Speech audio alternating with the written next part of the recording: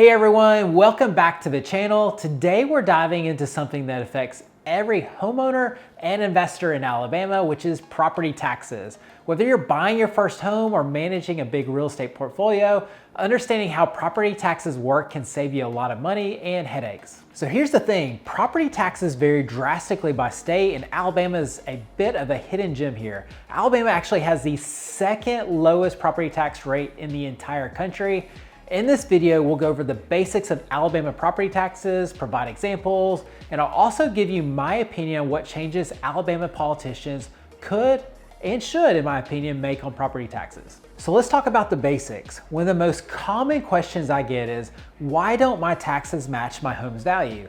And I always say there's three types of values you'll hear in real estate. The first one is market value. That's what a buyer is willing to pay. The second one is appraised value. That's what a lender uses for financing purposes. And then the third one, the topic of today, the tax assessor value. That's what your taxes are based on. They don't always line up, and if you think your tax assessor value is too high, you can submit an appeal on that value. The next question you might ask is, how are property taxes calculated? Well, in Alabama, property taxes are based on your assessed value and not your market value. So for residential properties, the assessed value is 10% of your market value, assuming you have a homestead. So for example, if you own a $300,000 home, the county will assess it at $30,000 for tax purposes.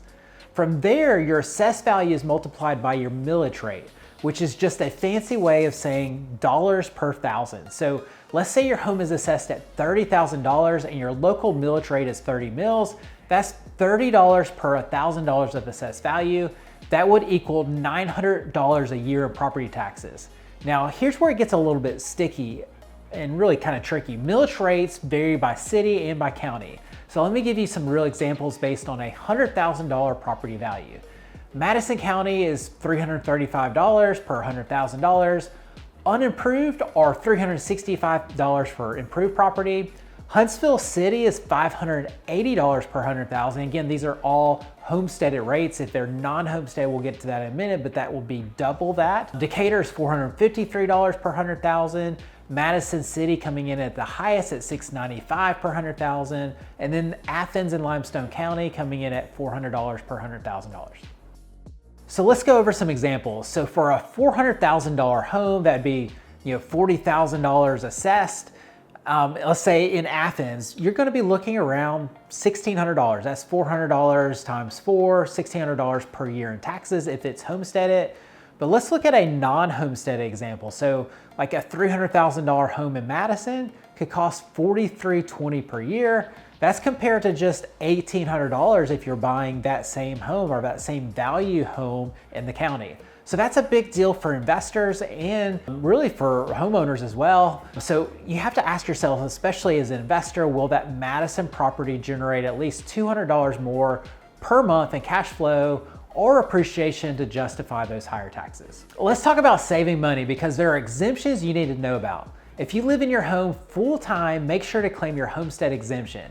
If the property isn't your primary residence, your taxes could be double, which is huge for investors to understand.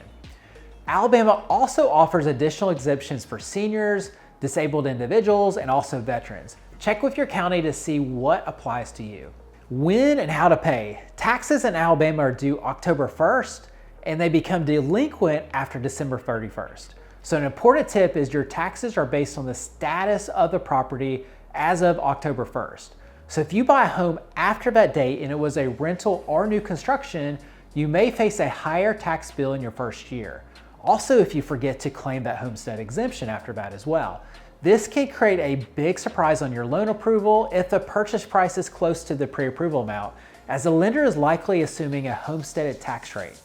You can pay this online, by mail, or in person, but if you have a mortgage, chances are it's already kind of baked into your mortgage payment through the escrow account. Just remember, taxes are what's paid called in arrears, and so they're paid after the fact. And so you're going to escrow each month, but you're going to pay that a year in amount basically after the taxes have been accrued.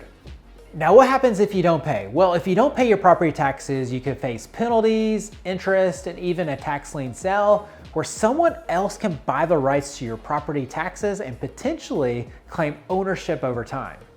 Now, this is my personal opinion, but I believe Alabama should lead the way in eliminating property taxes altogether. Property taxes are like paying rent to the government, even when your home is paid off. And get this, property taxes only make up less than 10% of the state budget. Surely we could eliminate that waste somewhere else and use it as a selling point for moving to Alabama, which would ultimately, in my opinion, raise taxes for Alabama because most of our taxes are collected through income taxes and sales taxes. And so if we drove further growth into Alabama, I think that would be a win-win for everybody long-term. So here's a few key takeaways. Always verify your assessed value with the county. And if you think it's too high, make an appeal. We've dropped a home value link in the comments below if you want to get an idea of what your home value might be worth. And also be sure to claim your homestead exemption ASAP, and especially by September 30th, because again, you don't want to pay double on your taxes because you forgot to go file that exemption. And if you get down to the courthouse or wherever you're claiming that exemption, and there's a long line, you're probably in the wrong line because there's a separate line typically dedicated for homestead exemption. Also, understand how your property type and location affect your tax bill. And if you're an investor, factor taxes into your cash flow analysis carefully because different areas are going to have higher taxes and that can affect your ROI on that investment. If you found this video helpful, make sure you hit subscribe and like and turn on the bell for more Alabama real estate insights. You have questions, drop them in the comments below. We're here to help you navigate it all. Thanks for watching, and I'll see you in the next video.